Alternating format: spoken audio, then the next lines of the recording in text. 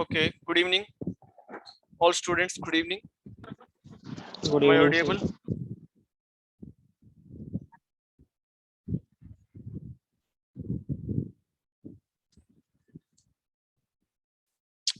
Okay.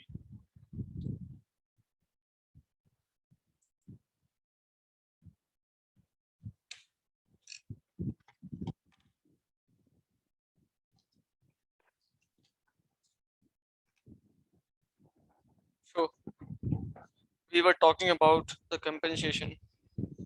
Compensation topic हम पढ़ रहे थे. Okay.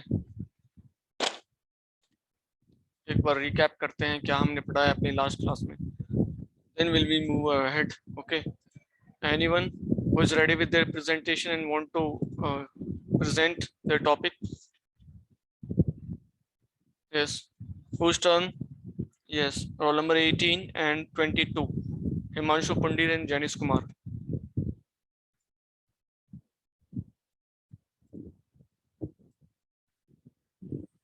Himanshu Pandit, roll number 18.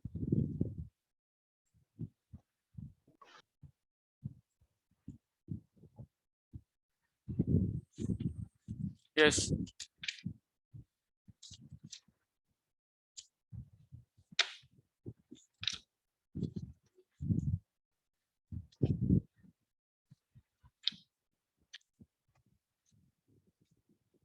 Yes.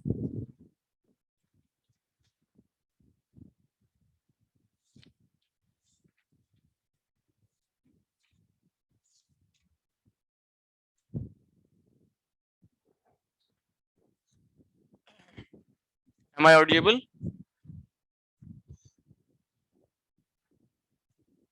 Yes sir, आ रही है आवाज आपकी. Okay. यस सर, आपकी आवाज आ रही है. Yes. Himanshu, roll number 18 and Janice Kumar. जी सर. सर जैनेश की तबीयत खराब है. आप प्रेजेंटेशन दोगे? जी सर. Okay. तो दोनों ने मिलके बनाई है या आपने अलग अलग बनाई है? सर मिलके बनाई है हम लोगों ने वो, लेकिन उसकी तबीयत खराब है, वो बोल नहीं पाएगा सर. ओके. हम थोड़ा पहले पढ़ बुखार आ लेते रहा है. हैं, उसके बाद जी आप सर. अपना पोर्शन जो है वो आप एक्सप्लेन कर देना. पहले हम हाँ जी थोड़ा सर. पढ़ लेते हैं अपना वो topic. Okay. Then we will take your presentation. Okay.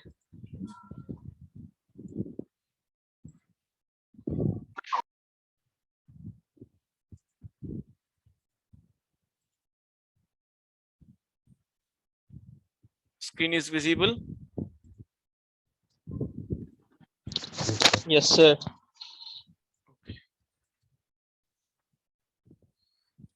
तो हमने लास्ट क्लास में कवर किया था योर फैक्टर्स. फैक्टर्स हम जान चुके थे कि what are the factors that affecting your wage and compensation of an employ.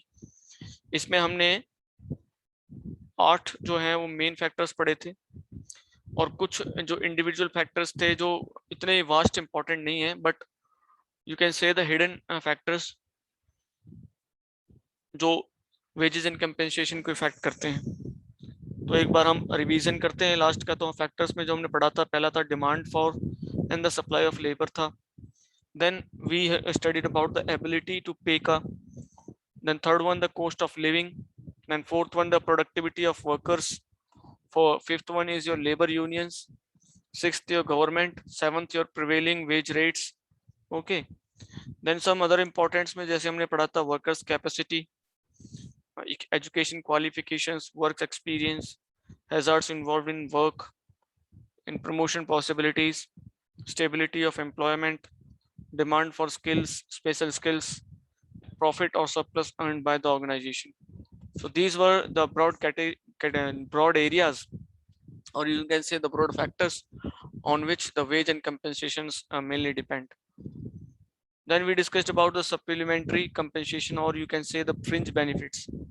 के जो हमने दो पोर्शंस में पढ़ते थे हम कंपेंसेशंस को, फाइनेंशियल एंड नॉन फाइनेंशियल. तो फाइनेंशियल में हमने देखा कि how monetary benefits are affected with these factors. Now how the factors, what type of factors affect your non financial compensations or wages. जिसमें आपका मेडिकल आ गया, आपको ट्रैवलिंग अलाउंस मिल गया, आपको टैक्सी वगैरह की सर्विस मिल गई, आपको हाउस मिल गया, आपको यूनिफॉर्म के लिए पैसा मिल गया, आपको बिजली के लिए जो बिल वगैरह होता है उसमें कुछ रिजेम्पशंस मिल गया, बच्चों की पढ़ाई के लिए आपको कुछ मिल गया बेनिफिट। ओके, ना टाइप ऑफ सप्लीमेंट्री कंपेंसेशंस की जब हम बात करते थे, ये पढ़ा था हमने लास्ट क्लास में, टाइप ऑफ सप्लीमेंट्री कंपेंसेशंस।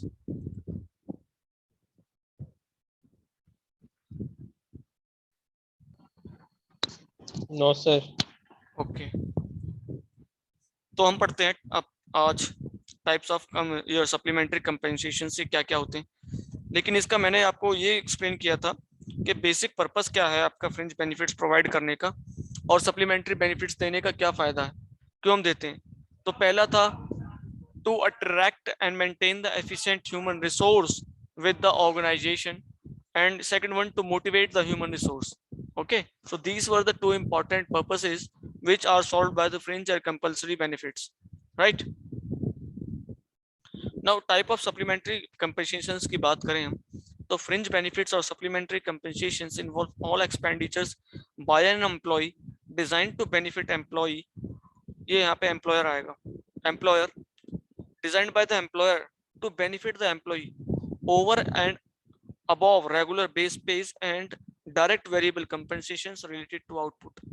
ओके, तो एडविन बी फ्लिपो ने फ्रिंज बेनिफिट्स में लिखा है कि अकॉर्डिंग टू एडविन बी फ्लिपो, इनके अकॉर्डिंग फ्रिंज बेनिफिट्स कैसे कैसे होने चाहिए, क्या क्या इसमें इंक्लूड होना चाहिए। पहला है payment for time not worked, कि भाई पेमेंट उस टाइम के लिए जब काम ही नहीं किया, ये क्या हुआ, ऐसा कैसे हो सकता है।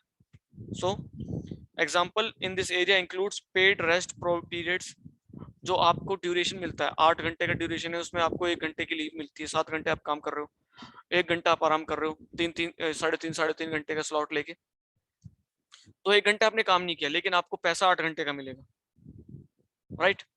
सो rest periods are included, paid lunch periods, अब जो लंच किया आपने वो भी आपको मिला, वॉशरूम गए आप, काम किया नहीं आपने तब भी आपको हुआ, क्लोथ चेंजिंग के लिए गेट रेडी, है ना, वेकेशंस पे गए आपको, और बीच में देखो संडे की छुट्टी आती है लेकिन आपको सैलरी पूरे 30 दिन की मिलती है, तो 4 संडेज पे आपने काम नहीं किया but salary will be paid to you. Sick leaves मिलती हैं, पर्सनल लीव्स मिलती हैं, वोटिंग जाओगे आप करने तो आपको वो छुट्टी मिलती है वोटिंग के लिए।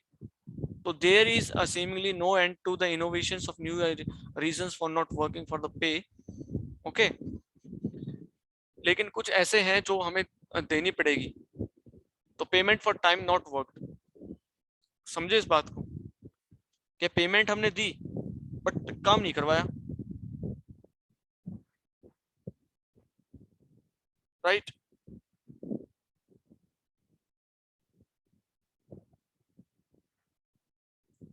Now next to your hazard protection, so there are number of hazards that might be faced by all, आप इंडस्ट्री की बात करो या आप किसी भी ऑक्यूपेशन में बात करते हैं, कोई ना कोई आपका एक हजार्डियस ऑपरेशन वहां पे ऐसा होगा that may be lethal for an human being, ठीक है। तो income maintenance during these period is the purpose of the fringe benefit. The fringe is designed to protect against the hazards of illness, injury, death, unemployment, permanent disability, age or death. देखो इसके अंदर इसने बहुत सारी चीजें include कर दी हैं, एक ही सब पॉइंट के अंदर बहुत सारे मल्टीपल सब पॉइंट्स उसने बना दिए हैं। इनका मेरे हिसाब से थोड़ा अलग क्लासिफिकेशन होना चाहिए था। हैजार्ड्स में सिर्फ हम उनकी बात करते हैं जो हैजार्ड्स किसी इंडस्ट्री में हो रहे हैं, जैसे कहीं एस्बेस्टोस का काम हो रहा है, जो आपकी डिस्क बनती हैं, कारों की ब्रेक डिस्क बनती हैं, या आपकी क्लच प्लेट्स बनती हैं, तो वहाँ पे एस्बेस्टोस जो है लंग कैंसर कर देता है, तो दैट इज ए हजार्ड। तो उसके लिए क्या करें, तो कंपनी आपको एक एडिशनल बेनिफिट दे, आपको पैसा दे कि आप अगर बीमार होते हैं तो आपका इलाज अच्छा हो, फ्री में हो, इस तरह का बेनिफिट। अगर आप बीमार हुए because of the operations in your work area की वजह से अगर आप बीमार हुए तभी है, आप घर पे बीमार हो रहे हो उससे कंपनी का कोई मतलब नहीं है। दूसरा, आप बीमार पड़ गए, आप काम पे नहीं आ रहे हो, आपका घर कैसे चलेगा। So for that medical benefits आपको मिलना चाहिए। आप इंजर्ड हो गए हो, आप काम नहीं कर पा रहे हो, तब मिलना चाहिए। आप अनएम्प्लॉयड हो गए हो तो आपको मिलना चाहिए। अनएम्प्लॉयड हो भाई, आप 1 महीने आप काम ढूंढने में लगा रहे हो, 1 महीने आप घर कैसे चलाओगे? या आपके किसी पंच प्रसीन में आप काम करते थे कोई एम्प्लॉय, और उसके दोनों हाथ कट गए आगे से, अब वो कैसे काम करेगा? So there are legislative rules regulations जो आपको ये पावर देती हैं कि आप ये अपनी राइट्स ले सकते हैं। परमानेंट डिसेबिलिटी एक्ट है, उसमें कंपेंसेशन फॉर डिसेबिलिटी एक्ट है आपका 1961 का। अब ओल्ड एज है, ओल्ड एज में आपको क्या चाहिए? आप काम नहीं कर सकते 60 साल 65 साल के बाद, आपके पास इतनी फिजिकल स्ट्रेंथ नहीं है कि आप जाके किसी ऑर्गेनाइजेशन में काम कर सकते हैं, तो आप कैसे अपना जो है पालन करोगे? आप कैसे खाना खाओगे? यस, तो उसके लिए क्या है बेनिफिट्स? आपको एक certain small amount of pension मिलनी चाहिए। Yes, so these are the benefit that should be given to an employ. ठीक है, then third one's your employee services. Now we talk about the employee services.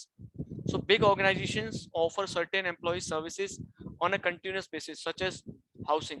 जैसे house में आपका company है, उसके बड़े सीनियर एम्प्लॉयज हैं, तो वो कहीं रिमोट एरिया से, मान लो हिमाचल प्रदेश में रहने वाले हैं, उनकी पोस्टिंग हुई है दिल्ली में, तो वो दिल्ली से हिमाचल प्रदेश तो रोज नहीं जा सकता, तो क्या करेंगे? दिल्ली में उनको एकोमोडेशन प्रोवाइड करा देंगे, और उसका एक्सपेंडिचर कौन बियर करेगा?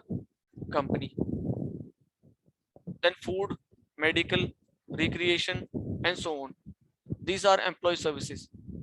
They may have fringe benefits program, जैसे कैफेटेरिया होता है चाय पानी पीने के लिए, करियर काउंसलिंग अगर उनको कुछ दिक्कत है, एजुकेशन इंस्टीट्यूशन अगर ट्रेनिंग प्रोवाइड करानी है, aid in housing, medical services, low cost loans. कुछ कमेटीज होती हैं, खुद के एम्प्लॉयज की कमेटी बना लेते हैं वो। कमेटी मीन्स एक पूल कि आप 10 बंदे हैं, हम कहते हैं भाई हम मुझे 1 लाख चाहिए, मुझे 1 लाख चाहिए, एक बंदे को 1 लाख की अर्जेंट रिक्वायरमेंट आ गई, तो वो 1 लाख कहीं से जुगाड़ नहीं कर पा रहा, तो हम क्या कर रहे हैं?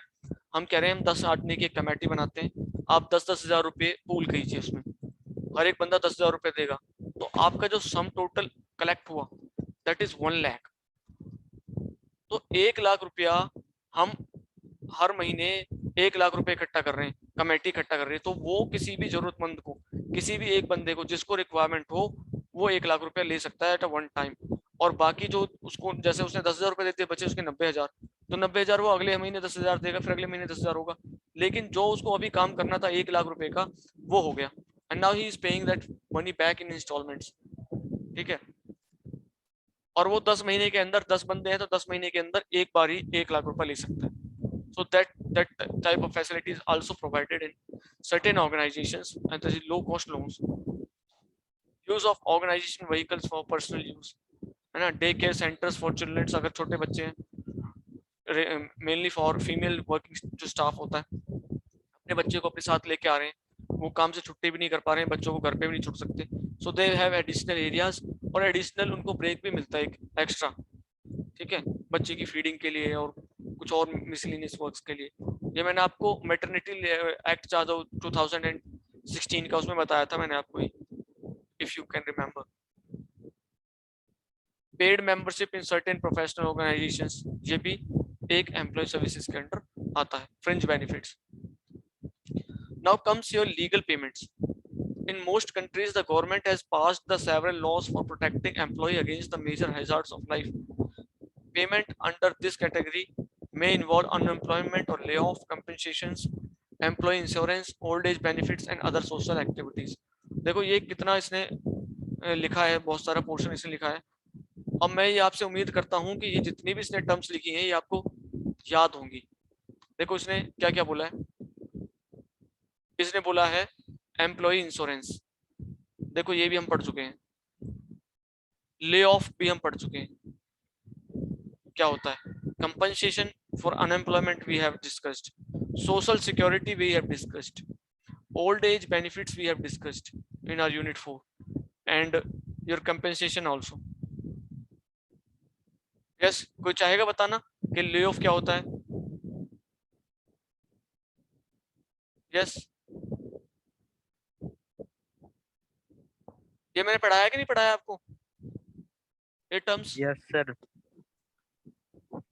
देखो ये एम्प्लॉय कंपेंसेशन की बात करूं मैं इंश्योरेंस की, तो मैंने बताया था जिसकी 21,000 रुपए से कम सैलरी होती है किसी भी एम्प्लॉय की किसी भी ऑर्गेनाइजेशन में, they are eligible for ESIC, employ state insurance corporation act के अकॉर्डिंग आपको ये मेडिकल इंश्योरेंस मिलता है।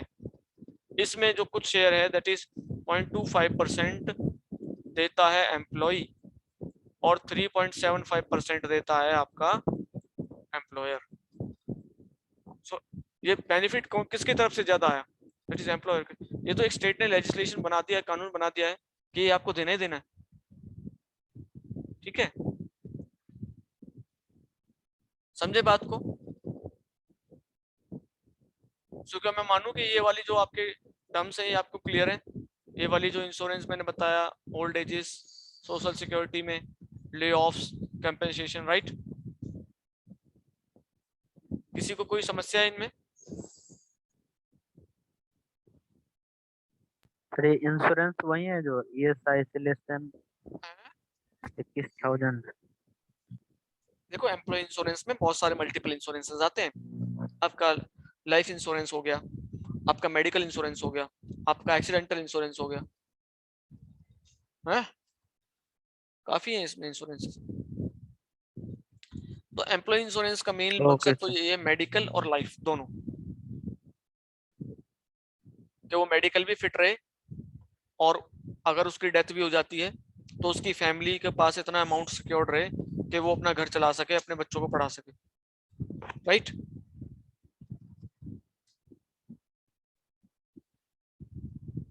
समझे बात को। Yes sir. सो ये तो छोटे छोटे इन्होंने बताए हैं सिर्फ कि भाई ये वाले होने चाहिए, लेकिन the list of fringe benefits has increased many folds over the years and the expenditure on such programs have in many cases equaled or exceeded the base wage compensation to the employee. That is why the term fringe benefits is deemed to be no longer appropriate and is replaced by the terms as a employee benefits or employee services. कि ये इतना expenditure करवा रहे हैं कि जो आपकी base wages है उससे भी ज्यादा आपको फ्रिंज बेनिफिट देने पड़ रहे हैं, फिर भी हमें फ्रिंज कह रहे हैं उनको, मतलब एडिशनल कह रहे हैं। अब वो एडिशनल रहे कहाँ, तो उनको हमने बोल दिया कि एम्प्लॉय सर्विसेज और employ benefits, right.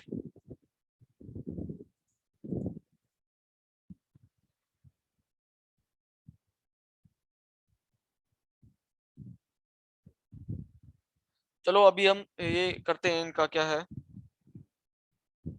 Himanshu. Himanshu दोगे फिर प्रेजेंटेशन आप?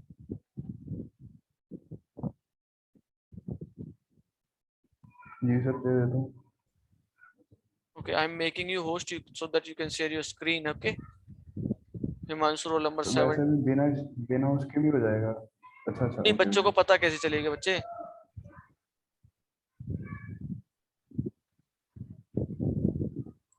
जी सर। और मैं भी देखना चाहता हूँ how you represent the content in your PPT। Representation कैसी है आपकी, प्रेजेंटेशन स्किल्स कैसी हैं, right. Now I have made you the host, जी sir. Now you can share your screen.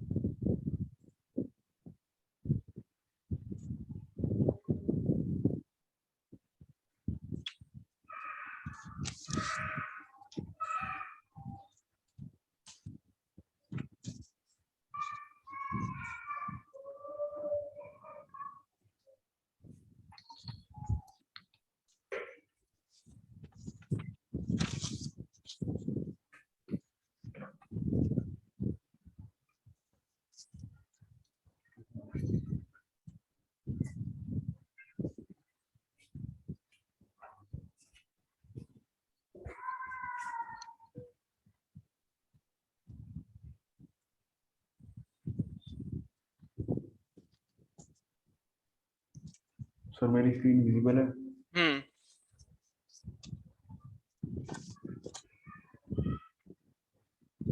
Hello. हाँ भाई विजिबल है विजिबल है। Your host disabled participant screen sharing. Why?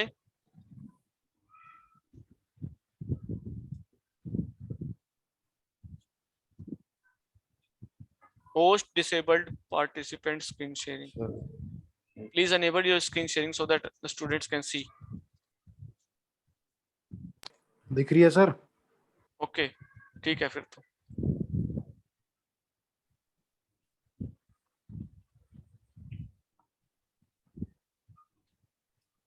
hello, good morning, sir. Address the students, dear. Sorry, it's evening. So today I am here to share a PPT as delegated by our sir Okay. Deepak, Mr. Deepak, and my topic is job evaluation.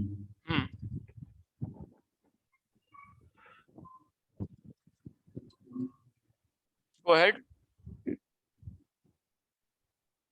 Sir, freeze हो गया है.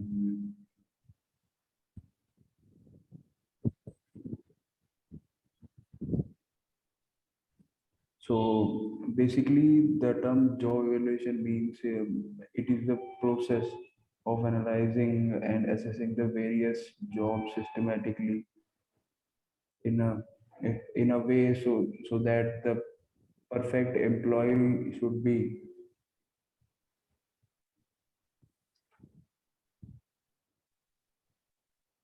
Yes, go ahead. Yeah. Carry on.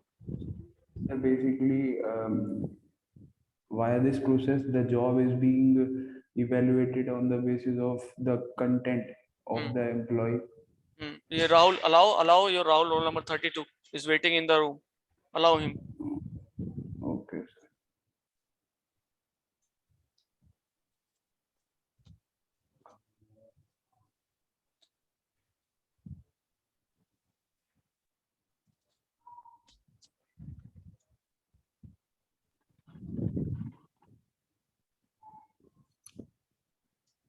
Sir basically इसमें इसका मतलब तो यही होता है, मतलब हम लोगों को इस तरीके से उन्हें मैनेज करें कि उनका काम क्या है, उनकी ड्यूटीज क्या है, उनके स्किल्स क्या है, उस हिसाब से हम लोगों को एक उसमें कैटलॉग में या फिर एक टेबल में डिवाइड करें. अच्छा. जी सर.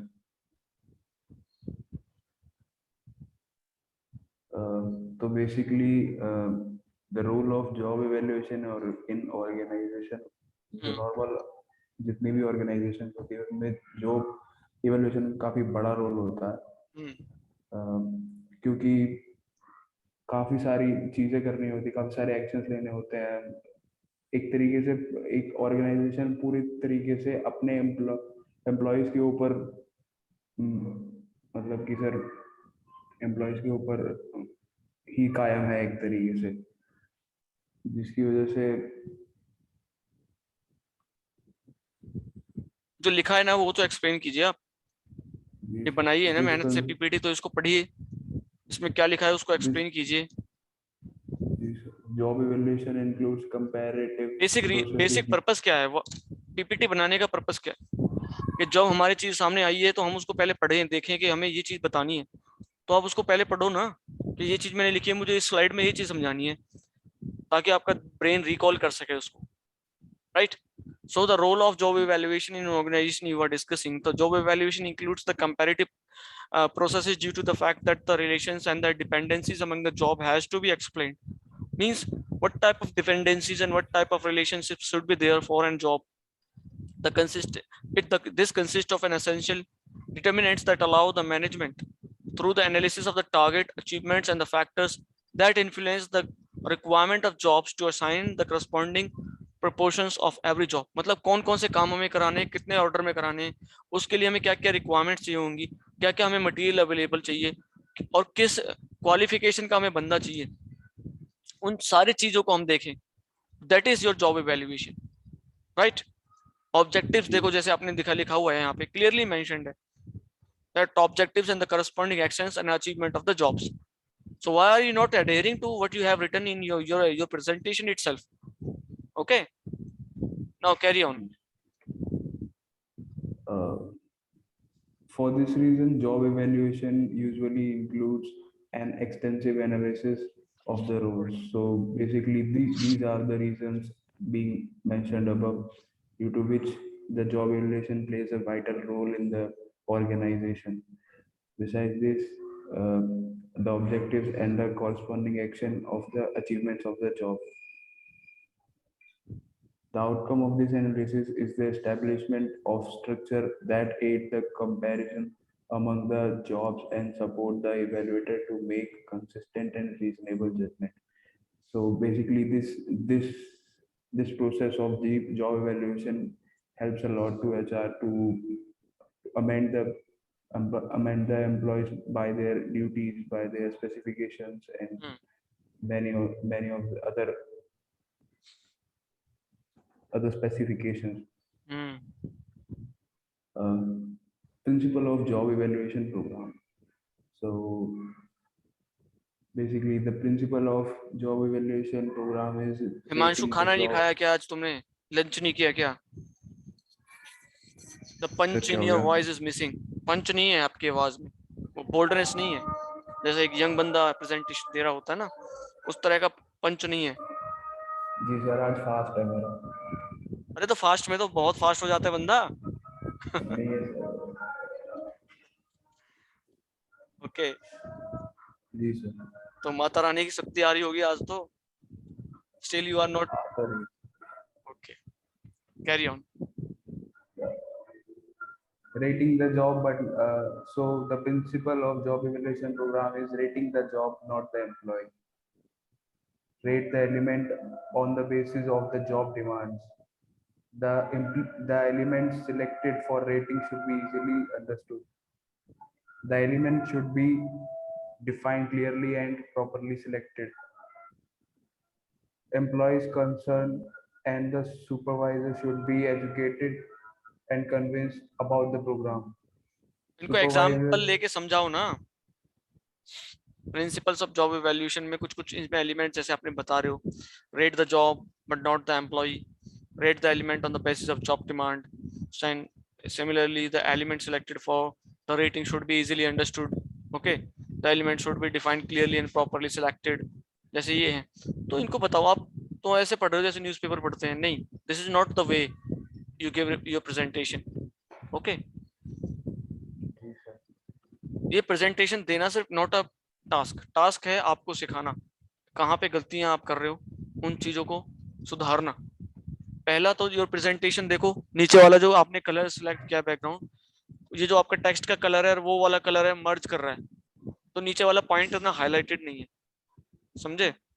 या तो इस टेक्स्ट को व्हाइट पोर्शन के अंदर अंदर रखो, या फिर इसका कलर चेंज करो टेक्स्ट का, या फिर इसका बैकग्राउंड चेंज करो. समझे बात को? This is an also important factor कि आप कैसे अपनी जो स्लाइड्स को प्रिपेयर करते हैं. दूसरा, आप रीडिंग मत कीजिए. रीडिंग कर भी रहे हैं तो एक एक पॉइंट रीड कीजिए, देन थोड़ा उसको एक एक्सप्लेन करने की कोशिश कीजिए. नहीं होता तो कोई बात नहीं, just make a gap. Then आप एक पॉइंट पढ़ रहे हैं फिर दूसरा पॉइंट पढ़ रहे हैं, लग रहा है जैसे आप पूरा एक पैराग्राफ पढ़ रहे हैं. नहीं, राइट नाउ आप पढ़ो. Rate the job but not the employee. Rate the element on the basis of the job demands. The employment selected for rating should be easily understood.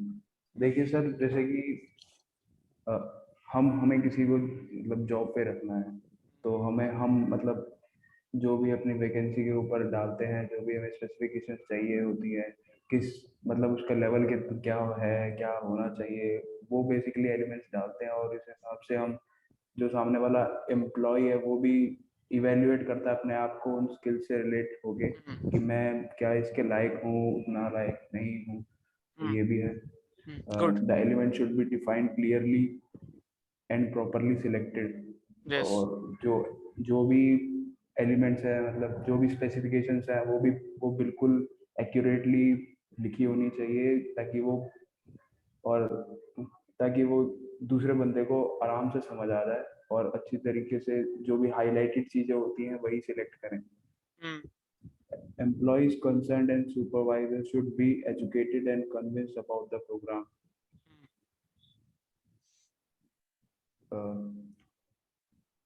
So employees concerned and supervisors should be educated and convince about the program. तो sir basically सबकी जो भी है evaluation sir basically हर एक चीज का होता है, जो भी मतलब एनवायरनमेंट चल रहा है ऑफिस का या फिर कॉर्पोरेट का, उसमें सब जितने भी लोग हैं सबकी एक तरीके से हामी होनी चाहिए कि सब उससे अग्री करें एक तरीके से. Supervisors should be encouraged to participate in rating the jobs.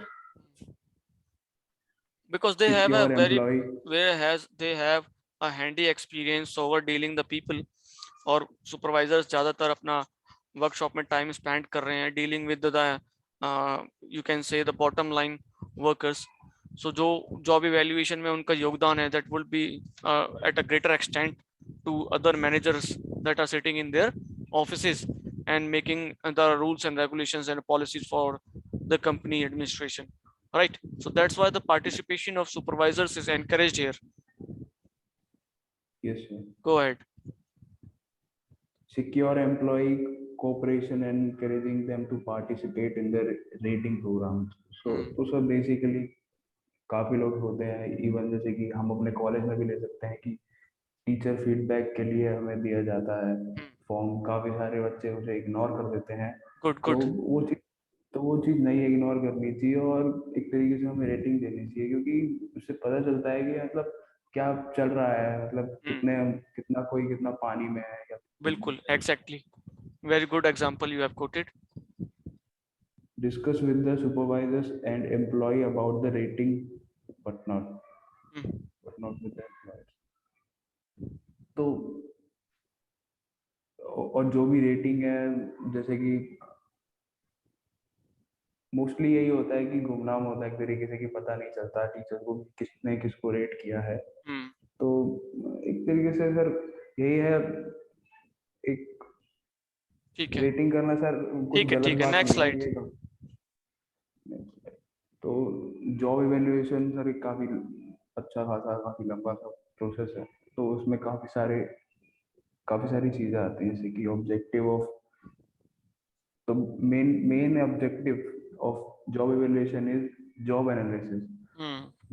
कि हम मतलब देखें काम को कि उसके अंदर क्या है, उस काम हमारा काम क्या है और काम करने के लिए जो चीजें चाहिए वो क्या है. तो बेसिकली जॉब एनालिसिस हो गया, जॉब डिस्क्रिप्शन हो गया और अपना जॉब स्पेसिफिकेशन आ गया. और जब इन दोनों को हम एक तरीके से एवरेज निकालते हैं या फिर इन दोनों का जो एक कंक्लूजन आता है, वो हमारा एक जॉब इवैल्यूएशन प्रोग्राम बनाता है.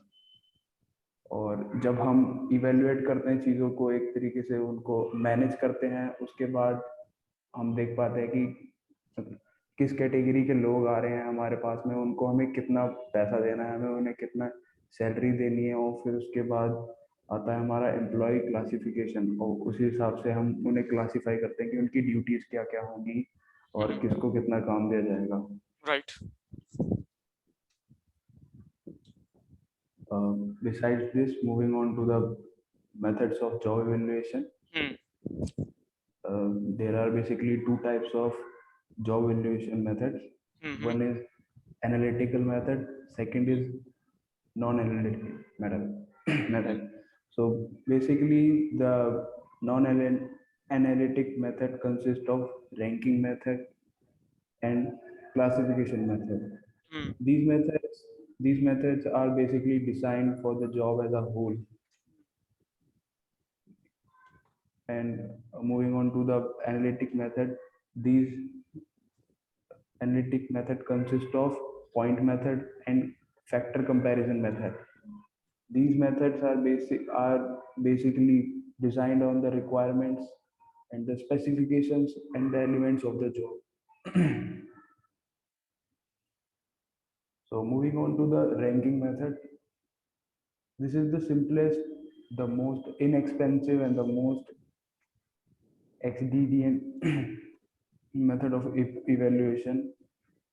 Each job is considered as a whole and then given a ranking in relation to all other jobs. A ranking table is then drawn up and ranked. Okay. Jobs grouped into grades. Okay.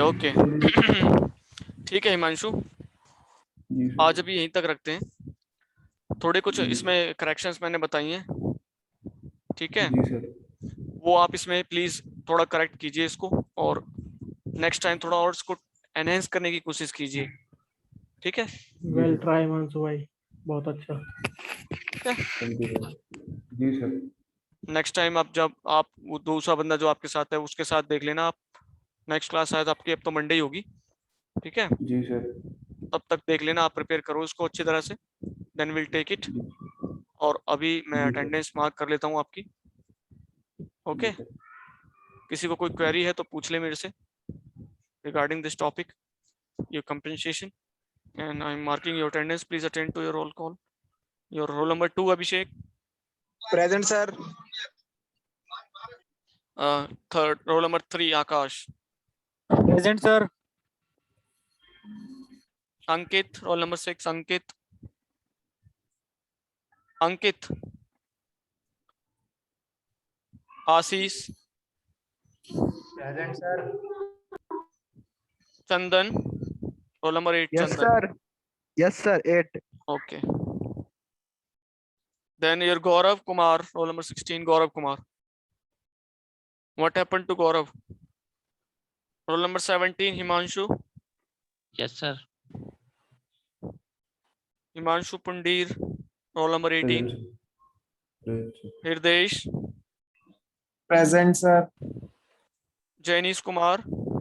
Present, sir. Jitendra Rana.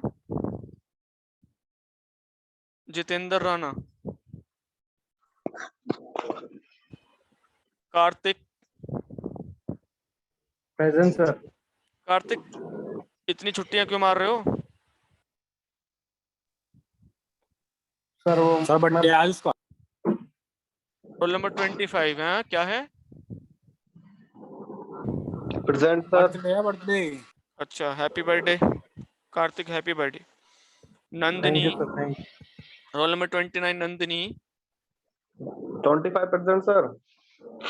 25 तो mark कर दिया। Pawan Singh, roll number 30, Pawan Singh. Prince Sohra, roll number 31, Prince. Rahul, roll number 32, Rahul. Yes sir. Rahul Singh, 34। Present, sir. Present. Rakhi, Ramdatt, Present, sir. Raunak, Yes, sir. Present. Shekhar Kumar, and your Rishabh. ये ऋषभ क्यों नहीं आ रहा? Rishabh, sir role number 32 की लगी sir. बोला था तुमने? हाँ सर बोला था। फिर लगी आपने होगी दोबारा तो। रिपीट नाम किया था सर ना। 41 लगा देना सर, वॉशरूम चला गया था मैं। यार तेरा यही एक्सक्यूज रहता है, लास्ट में तूने ये बोला वॉशरूम चला गया था मैं। मेरी क्लास में वॉशरूम में लेके बैठता है क्या? कौन सर? मैं हमेशा आपके लेक्चर लेता हूँ, क्या बात कर रहे तो हो? वॉशरूम में क्या बोल रहा है तू? वॉशरूम में गया था लास्ट क्लास में भी यही एक्सक्यूज दिया था तुमने। क्या सर, मैंने तो कभी एक्सक्यूज ही नहीं दिया, आज पहली बार कह रहा हूँ सर। क्या रोल नंबर है? सर सच 41 बोल से रहा है। सर। ठीक है, okay, I will sir mark आप दूसरा बच्चा समझ रहे हो मुझे, मैं नहीं हूँ। इट। ओके, मेरे लिए सब बराबर है। वो तो ठीक है सर, मैं वॉशरूम आज गया था अभी आपकी क्लास में। ओके, मेरे लिए सब बराबर है। ओके, ठीक है sir. Have a good day and enjoy your orientation. Are you all coming? I am, sir. Okay.